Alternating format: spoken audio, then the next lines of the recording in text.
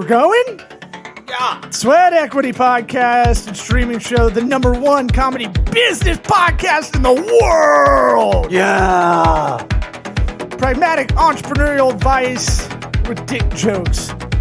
We're a winner of the 2020 Best Small Medium Enterprise Business Advisory Podcast in the United States from Lux Global Excellence Awards, proudly hosted by Lux Life Magazine. Shout out, Lux. What up, Lux? Even though you're a trophy scam, and we only won the award. So Why do you do that? Buy a trophy because I find Why are you the way you are? I find it funny. Ugh. Look, I will bring the optimism with our guest Tim Jones with the Whiskey Wolves of the West and his new vinyl out. New album's out on Spotify right now. But before we get into that, let's get into our sponsors. ExpressVPN, try expressvpn.com/sweat. Gets you 3 months free off an annual plan. Virtual private network. A computer in the sky, as my friend used to say. Wow. Don't get tracked. Computers in the sky. Don't get tracked by big data. Look, if I die, Eric's got to wipe out everything. Got to clear me out. Forever. Or I can just go ExpressVPN. No one can track me. Try expressvpn.com/sweat. Get you 3 months free. Try that on your pants. Yeah. I'm just going to make up phrases as I go. Try your pants on. Yeah. Grasshopper. Some people call me cool, Eric. Grasshopper. Try grasshopper.com/sweat. Gets you $75 off an annual plan. You got a side hustle. You need another phone line. Don't use a Google Voice because there's a myriad of problems with that. You try to advertise with that number, you can't do it. Try grasshopper.com/sweat. Gets you $75 off an annual plan. $75 off a goddamn phone plan. Who else is doing that for you? Not a one No goddamn one. person. Try grasshopper.com/sweat, like Key Sweat or Sweat Equity, the titular part of the show. Warby Parker, warbyparkertrial.com/sweat. Gets you 5 free pairs to try on at home. You got prescription glasses? Don't get fucking beat up by big glasses, man. You're already getting beat up for your glasses. Big data, Nerd. big phone, fucking big glassware out there. Right. Surprisingly, the glasses is the biggest monopoly of all of them. Yeah. warbyparkertrial.com/sweat. Get the disruptor company that is making it happen. $95 for most of the stylish sunglasses that you're paying $600, $700 for. I can't believe it's that. Not me. 5 free pairs to try on at home. They can fit my oval face. They can fit yours. We ready to get this party started? Okay. Howdy, Johnny! What about my sweat equity? Sweat equity. Sweat equity. My sweat equity. My sweat equity.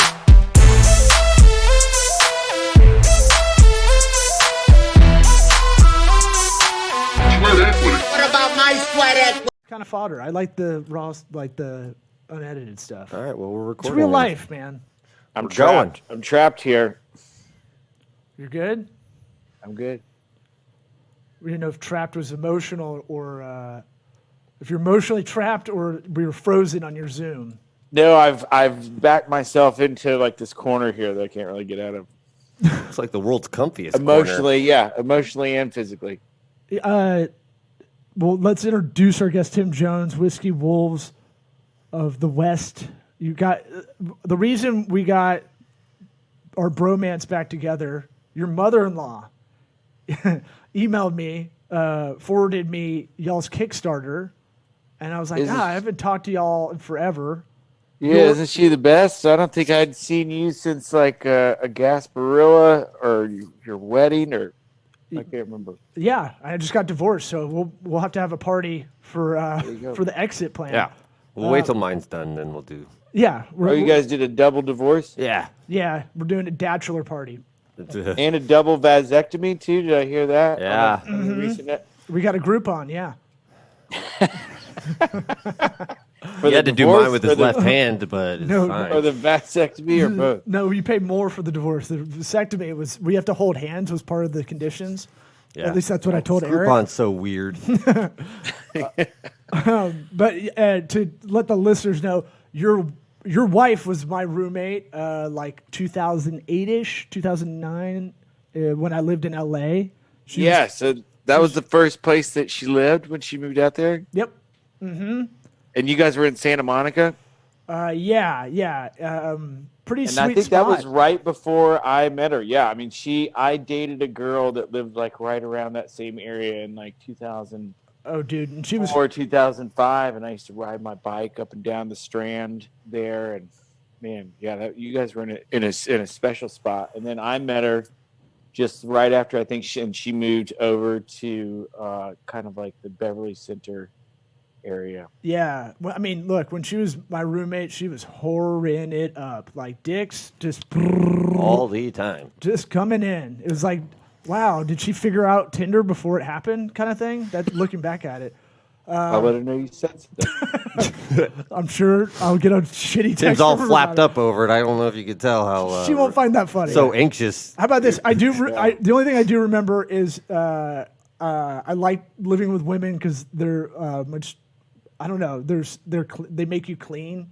Yeah. They make you want to be cleaner. Yeah. And Yeah, then- I mean, we have a really great relationship in that I'm super disorganized. I'm a clean person. I like things clean, but I have no problem like coming home and taking everything out of my pockets at a different location and dropping it around the house. And we dated for like 5 years before we ever lived together, and because we didn't really, I mean, I lived with her sometimes in Los Angeles when I was not touring, but that was always like her place. I just had like a suitcase that I would just bring in for like a few days and then be gone again. a musician that's unorganized. That's Yeah. fucking crazy, dude. And so when we rented a place together right before like when we got engaged in Nashville. And then when we rented when we bought a house in 2014 and we got like some cabinets and stuff, she was like, "This is your drawer, and all of your stuff goes in this drawer from now on." Yeah. Back When to you your walk in the P-pad. house, you put your stuff in this drawer. If there's ever anything that you're missing, look in this drawer first before you ask me. Oh man, And I that love drawer it. filled up like in like 2 days. It was filled. Well, I mean, look, she doesn't know how many pogs you carry around in those cargo shorts. So you're always out there fucking banging them out, man. So Yeah, you're bringing home winnings all the time. I haven't had. Yeah, I got to get back into the cargo shorts again. I did see myself looking at some cargo pants the other day. Well, as a dad, she'll probably let that slide because as Dan Cummings has a bit about it. Your wife just doesn't care what you wear anymore because she wants you to be unfuckable to other people.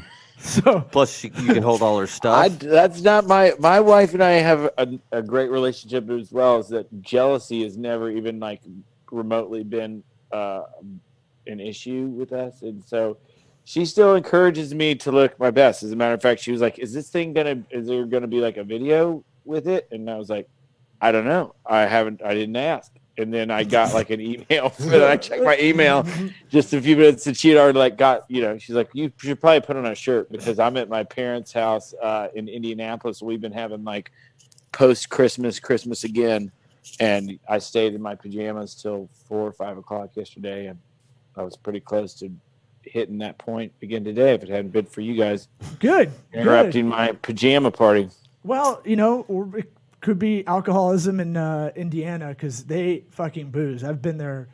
I've stayed there a couple weeks before, and secretly Midwestern people, because it gets dark at like 4 Yeah. in the winter. They're all like you feel like they're very nice, pleasant people that would never drink, and they all do it in their own basement. Like, they do it like secretly? 4 o'clock. Yeah, they're like a lot of secret alcoholics in the Midwest. I found out. Winter alcoholics. is Yeah, what they're- yeah. Well, this is just a ginger ale from That's- Winchester, Kentucky. We didn't see that before until you raised it up, but And hold look, on yourself. Look, honestly, we wouldn't care if you're fucking blotto drunk right now. It'd probably No, be I mean, it's- awesome. Go smoke crack? 3 Crack, o'clock. dude. It's 3 o'clock here. Well, yeah, Hard to get good crack here in Indianapolis. yeah. It's been said many a time, but yeah, you got to go to Gary, Indiana. I heard, not South Bend. That's what all I know about crack getting. Better there. What? Tell me about this Kickstarter. So I have a lot of questions about like the music business as it is. Like you're kind of a really interesting guest to have on because you're a professional musician. You've had albums out before.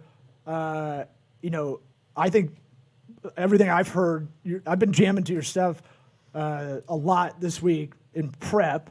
And just, it's one of those things where I know it from the comedy side how hard it is to, get over that hump you want to get to, right? How do you make any money now, especially in the COVID time when you can't tour, doing music? I'm so like square one about it. I don't want to try to make any assumptions because I usually, in the music world, what I think is not how it goes a lot of the time. Yeah.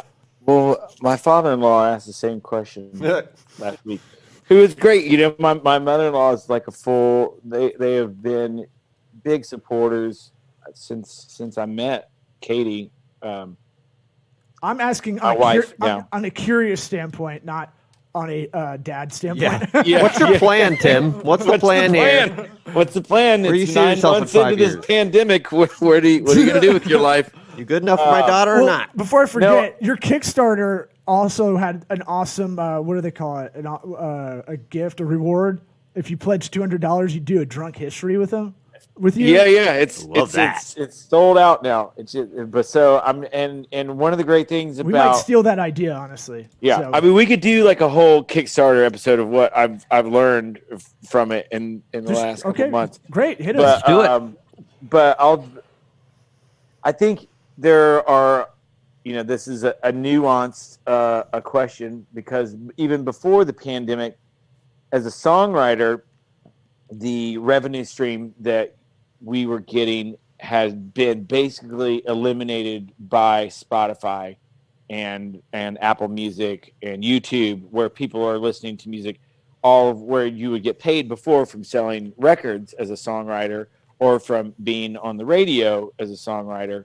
All of those have basically just been trickling down to nothing, where even if you were like a multi-platinum songwriter, you were seeing, pennies on the dollars of what you were making before. But so we kind of tried to game the system as Whiskey Wolves of the West, and we released a song every other Wednesday for almost 2 years. And so we were just putting out everything there, still like ultra quality, but a lot of quantity, to try and just hit this, whatever the algorithm was on Spotify, to try and put as much out there where it's, as opposed to trying to have one song that got 1 million plays, have 50 songs that get 20,000 plays each, which I think, doesn't that equal 1 million? And I was told there'd be no math. So that did help a lot as far as, apparently people in 77 countries listened to us, and we had over 500,000 plays between all the songs that we have out there. But still, it's just not enough revenue stream for one person to live on, much less two, because I have a business partner in Whiskey Wolves of the West, Leroy Powell, who makes most of his money as a session guitar player on a lot of Dave Cobb's records, which like this year he's played on Shania Twain and Dolly Parton and Barry Gibb and Travis Tritt and like all these old school country people, the Oak Ridge Boys, but also did like Sturgill Simpson's first record and Chris Isaac and Cody Jinks and all this kind of outlaw country, the new Nashville sound that, if you Google who Dave Cobb is, you can see all of Producer of the Year and stuff that he's done. So Leroy that's still a place for him to make money. I am not a studio musician. I've always been like a singer and a songwriter and more of like an entertainer. And so the majority of my income was coming through live music playing, which in Nashville is great because you can play live for a lot of the tourists that come through, play your own music, play covers. And then that ended up generating a lot of private events and corporate parties and stuff like that, which really enhanced our ability to make revenue without feeling like we needed to be sustained by our art, which thus freed us up to make more pure art. Yeah. Yeah, that's interesting. I recently just learned that, back in the day, it was really more songwriters made the real coin. And if you got to be, one of the label's go-to people after a while, like because the what is it, the residual, whatever it is, the dividends over time or whatever. Yeah, 9.2 cents per song, up to 10 songs per album. So if you were the sole songwriter on an album, so you'd be getting 92 cents per album sold, and if the album sold 1 million copies, then you got $920,000. So that was a big revenue stream. Where if you just even had one song on a Tim McGraw record that shipped 6 million copies, then you were good for the year. Interesting. As a songwriter, which and still, those places to get to that level, you're pretty much only dealing with a group of songwriters, probably 300 songwriters in all of Nashville and all of the world that are being considered for those kind of albums, where it's not like somebody's just going to come into Nashville with a song and be like, I'm going to get it on Tim McGraw's record. Even with all the people that I know and the music that I've played and the stuff that I've done, it's still very hard for me to crack into that game, even though I have a ton of friends that are in it and a ton of friends that run it as well. And then at this point, to try and work to do something like that is it doesn't really pay off. Yeah. Well, so that's interesting because, I'm thinking about it from like a writer perspective on the comedy side, and it's kind of the same upper echelon, and you got to kind of wait for a lot of guys to die to get in that kind of upper crowd. No matter how funny you are, you might not get in that area you want to. That's what they told you? Huh? That's what they told you? That's not. No, that's just. We're just waiting for Larry to die. It was Eddie Gordetsky's the best punch-up guy, man. But it's like one of those things where name dropper. You gotta. That's like an old school reference. I don't even know how I know that. I'm going to drop as many names as I can today. I don't know if you've listened to this. Well, we take this. 20. We transcribe this podcast using Otter.ai, and every time we kind of do a lot of more famous-y kind of names or specific names of people that have niches. It helps our SEO. Yeah. So. Oh, what is Otter.ai? This is I like the sound is Zoom, of it because and then we have it with Otter, which is an AI transcription app. So we drop the file in there, and then it'll put out like a transcript of the whole thing. And then how does that go along with the YouTube video and does like search engine optimization? We need to get there. I've shit the bed on basically our YouTube SEO. Yeah, the YouTube side of things were basically non-existent. But for our website, it can act as a blog post, which boosts SEO. Oh, okay. Because it's, all those words. Well, I need to learn about all this. Yeah, because if there was even just like the connections that I mentioned, if somebody was looking for, a Sturgill Simpson song that also liked, Leroy Powell, then we would want them to find Whiskey Wills of the West. But that is something that as people who are completely autonomous in our art, we're also completely autonomous in our business, which means that we're doing everything. And there's just at some point there's like it's like, well, I've got 2 kids. I also need to sleep. What else, how can I do some more search engine optimization, or what am I going to focus on today to try and make, if you do one thing a day for your art, I think you're doing great. And sometimes the nuances of that sort of business where we want to attract as many people possible, but without hiring somebody to do that for you, it becomes, it's hard to do it, Paul. Well, look, hit me up if you ever need any like, hey, I want to try to do this. I don't even know where to look. I do. Yes, don't hesitate to hit me up. I love I will. Sharing the nerd knowledge. It's kind of part of the reason we have this podcast is like, oh, here's a cheat code I heard, or we're learning if other musicians, aspiring musicians, because you have to be your own entrepreneur, marketer, if you want to do any art at a professional level now, Yeah. You waving at Well, us? I've got a list of questions. I'll send over. Thanks for opening that door. Yeah, man. Of course. And like as I'm listening to you talk about all this, yeah, we try to keep these episodes pretty quick, and I've got a lot of different ways to go to ask you a bunch of questions. I'm like, why don't y'all have a podcast going? We talked about it like a couple of years ago, just because Leroy is super knowledgeable about so much in the industry, and I like talking, I like people, but I think at the time, And I just felt like you're funny. That's why thanks, like man. you're gregariously funny, like you're conversationally funny. That's kind of and with a podcast you don't really have to try to be funny. If it happens, it's great, right? Yeah. But you push too much for it, it feels fucking thirsty. Yeah. You know. And Well, I feel like there was a at the time when we talked about doing it, there just seemed like an overwhelming abundance of people that were doing podcasts and not the same market of people that wanted it. But now I feel like there is so much of an abundance of people that want it, and for each niche of the thing, where somebody was like, I want to know how to break into the comedy business, and your all's podcast would come up, where if somebody else was like, I want to know the history of songwriting or the Nashville studio sound or whatever, you like, that if you did the right tags, that if we had a podcast, that something would come up.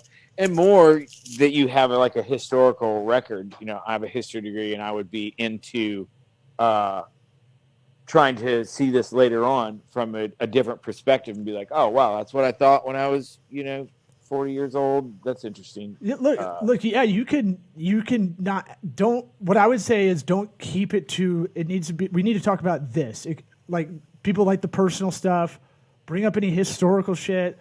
If it's you and your partner or whatever, just going back and forth. I think people would like to hear about the ride, like y'all trying to do as you're doing it. I think that's wildly interesting for listeners. Yeah, like a documentary for yourself, audio. Yeah. Well, that's a great idea. I feel like, and we always talk about this. Don't get hung up in like, well, there's 900,000 podcasts in the world, and we're just going to be like, a speck of sand in the desert kind of thing. And it's like, don't fuck with that at all. Just if you had 100 people listen, right, that were loyal listeners, think of them in a room listening to you guys for fucking however long you want to do your podcast, right? Yeah, no, you're totally right. It's not like I ever played music based upon whether or not there were 100,000 other bands out there. Right. So that I want to break you of that defeatist kind of thing, because I do that too. I'm like, well, Yeah. What's the point? yeah. It's like, fuck it. I mean, everybody's doing that. Yeah. And No, the Kickstarter thing was definitely broke down a lot of my ego barriers as well, because I was the person who, when I would see like a Pledge Music or a Kickstarter or an Indiegogo or a GoFundMe or something like that, I was just like, oh, really? Like, does this person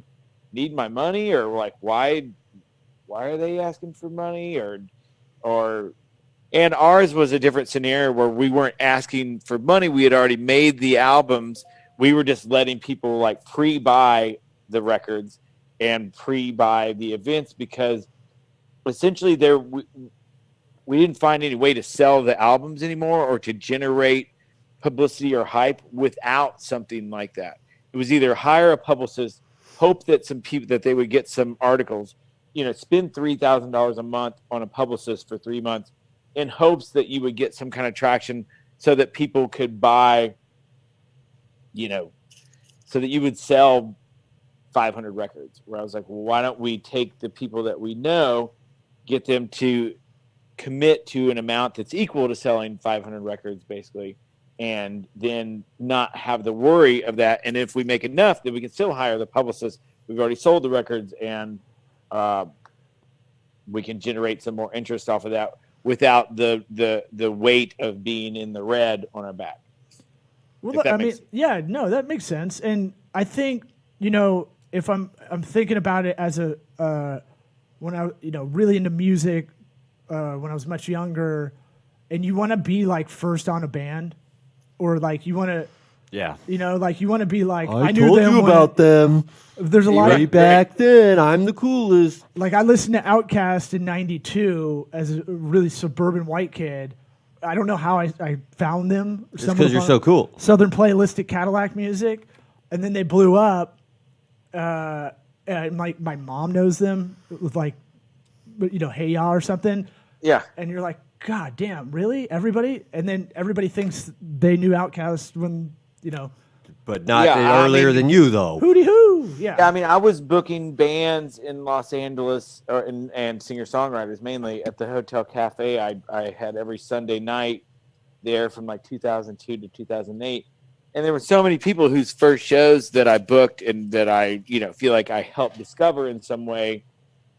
But none of it matters now. It doesn't matter if I'd be like, yeah, I booked Haim's first show, or Colby Calais, or Jonathan Wilson, or, you know, Katy Perry played my Oktoberfest charity, you know, and like everybody's like, oh, that's neat.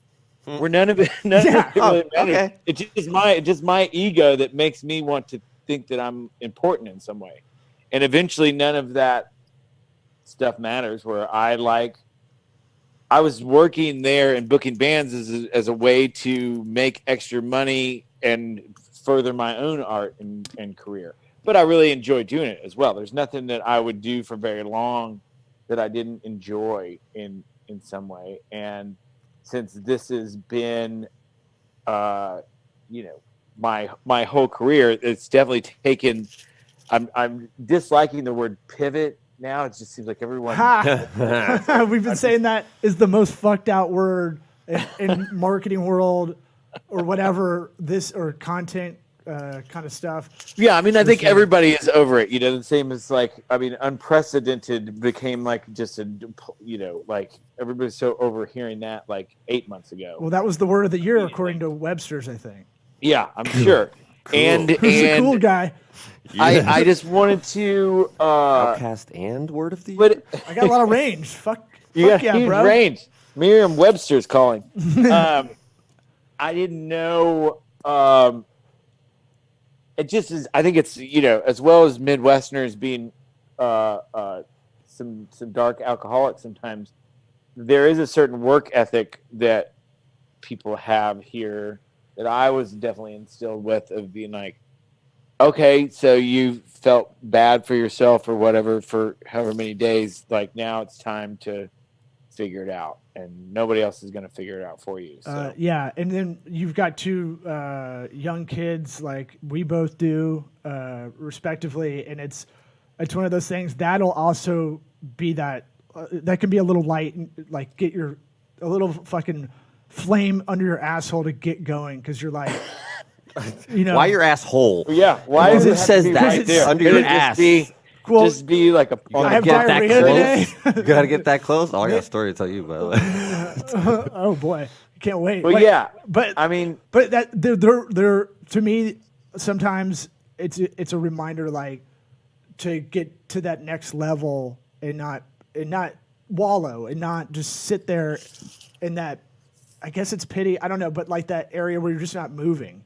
yeah, You're thinking Well, and you're is it- thinking about doing shit and not doing it too is another big thing I've got, where I'll Yeah. be like, I'll get that going. And now I've been really working on going, like, stop fucking thinking about it. Just go do it. Just you Yeah. see a piece of trash on the ground, just pick it up. Don't think about picking Yeah. it up. I like to do the thing. I Totally. like make my body move first before my mind even thinks about it. Just move your body. yeah, and sometimes that's it, and you know, answering the phone or answering a message, and when somebody asks you to do something, you say yes, even though it's like out of your comfort zone or what have you. I mean, before we were saying no to so many things just because our schedule was that busy, and so we just kept setting our price higher and higher. Somebody wanted us to do an event, and we're like, well, we've got all these other things that are more comfortable to do.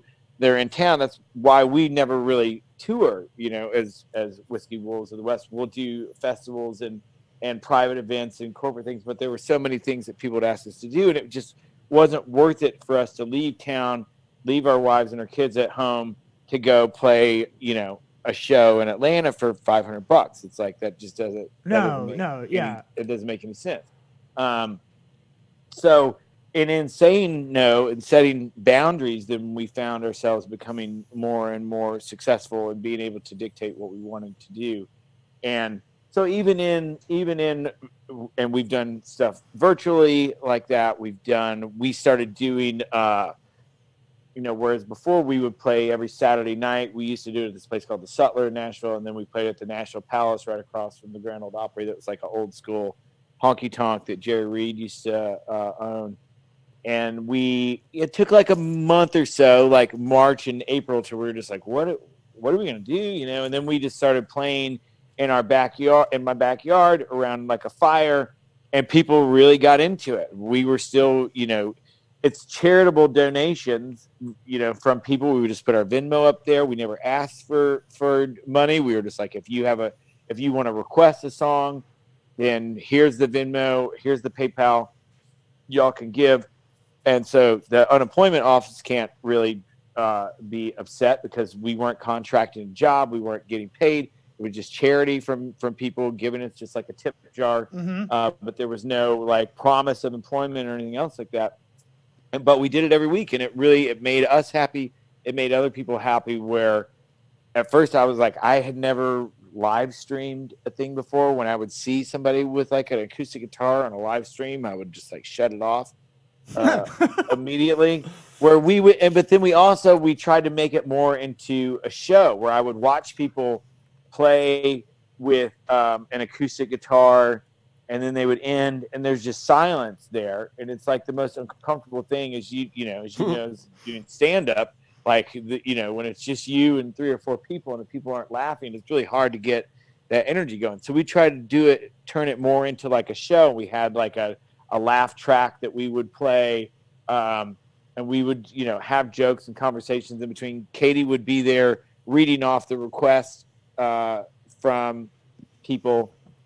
And I think like it's so much better to do a podcast when you have 2 people. A gathering is like 2 people, and an audience or something else. So as long as you have 3 people together, it turns into I think a gathering, and the whole audience is like, and at times there were 100 people watching live, and times there were only 50 people watching live. But it didn't really change the performance for us because I couldn't even see how many people were watching live. Right. I can't see that far. Like, I see this as a conversation. It's just nice to catch up with you, right? Honestly, having a podcast gives me a reason to hit y'all up and just say what's up. So well, thank you for having me on. We've talked about it before. There's like 20 like benefits of doing a show that we never thought about when we're doing it. But like one of those things is reaching out to people and go, oh, this is interesting, and I haven't talked to him in 5 years. Let's see if he wants to come on and just talk about what he's doing. You could do it if you're. There's a lot of business podcast people now that are doing it to get in the door to meet people that they need to talk to, like marketing agencies. I got asked to be a guest on a podcast, and then at the end of it, I was like, so this is your lead generation way. You're playing to the ego of people. And he's like, what? Yeah. I was like, yeah, I know what you're doing. I mean, I hadn't even thought about that, but that is a great thing because it's been hard for Leroy and I, who are both veterans of the music scene and the music business, and who have a lot of famous friends and have a lot of famous business people, and even the people that we would like to ask something from, to be like, well, could you put us on this Dolly Parton show, or could you have us open for Travis Tritt on this, thing or whatever, which now it's kind of non-existent right now because nobody has any plans or the foresight of when. Yeah, but dig the well before you're thirsty. This is a good time to strategize, to set yourself up when everything goes back to kind of green light. Vaccines are going out, But I was just saying it had become hard for us to sell ourselves, basically to people, and to do those asks without feeling like it then distance us from other opportunities that those same people might provide. But if you were like, hey, do you want to be on our podcast?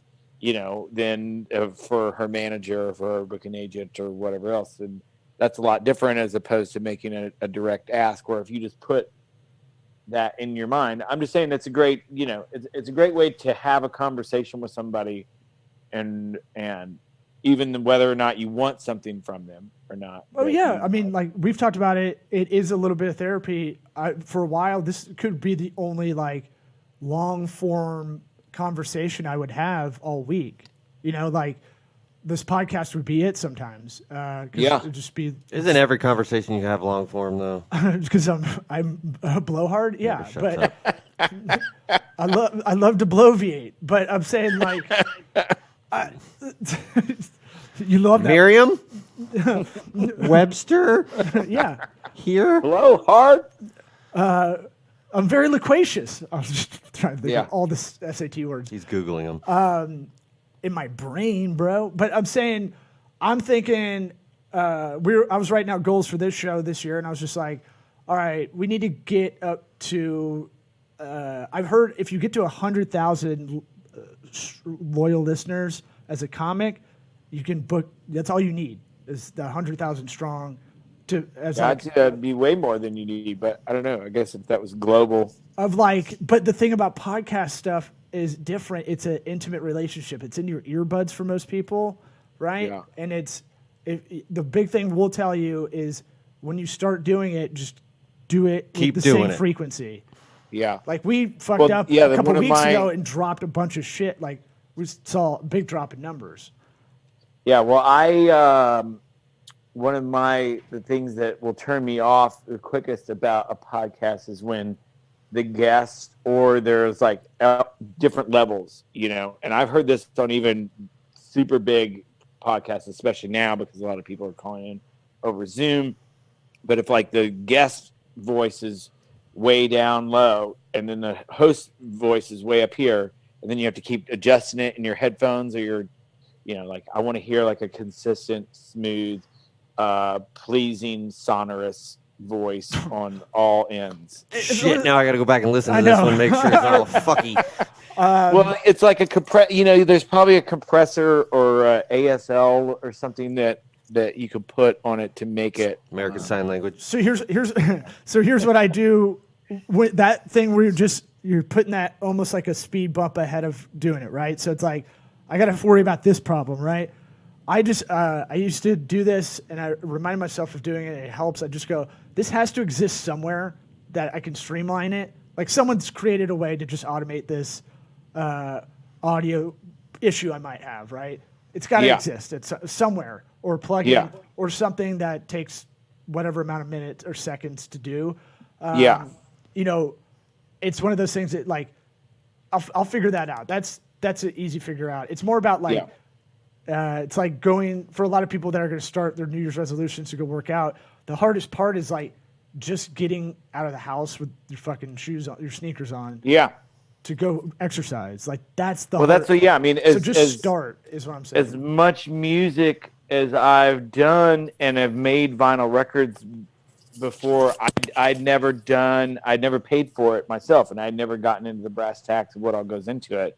And one of the things is that you basically have to master your music specifically for vinyl, because a lot of times when you're mastering for Spotify or for the radio or for just, digital platforms, they're pushing the bass way up because the files get squashed down so much. So this is like a lesson in mastering that even if you did, you got to get the right program for your right format. I didn't know that. Yeah. Well, I didn't know that either. So I just kind of thematically, the only reason I'm really kind of pushing for you to do this is, you kind of told us like you're becoming entrepreneurial and finding other revenue streams. And so as a friend, I'm saying we'll get you our ads people so you can get the what are they called? I have no affiliate marketing link ad stuff. Like Yes. we have. Ah, At least get you Yes. there. We'll get you to our rep over there. But it can be another huge revenue directly if it does take on a life, and you already have probably a loyal fan base of people. But we have to run in a second. So the one question I'm going to ask that we try to ask all our guests the first time on is, what advice would you give to your 13-year-old self? Ooh. Yeah, I'll vamp while you think. my You know, well, my mind was going to a lot of like weird and funny stuff, but I think go for it. Yeah, jerk off stuff. yeah, like jerk off as much as possible, which I was already doing. So Keep on trucking. Yeah, keep on trucking. I think that was your favorite instrument. Bam. Yeah, I started smoking marijuana for the first time when I was 13. Ooh. That's fine. Maybe you don't smoke it, take it in some kind of different form that wasn't available then. Anally. I don't know. I don't have a lot of advice for my 13-year-old self.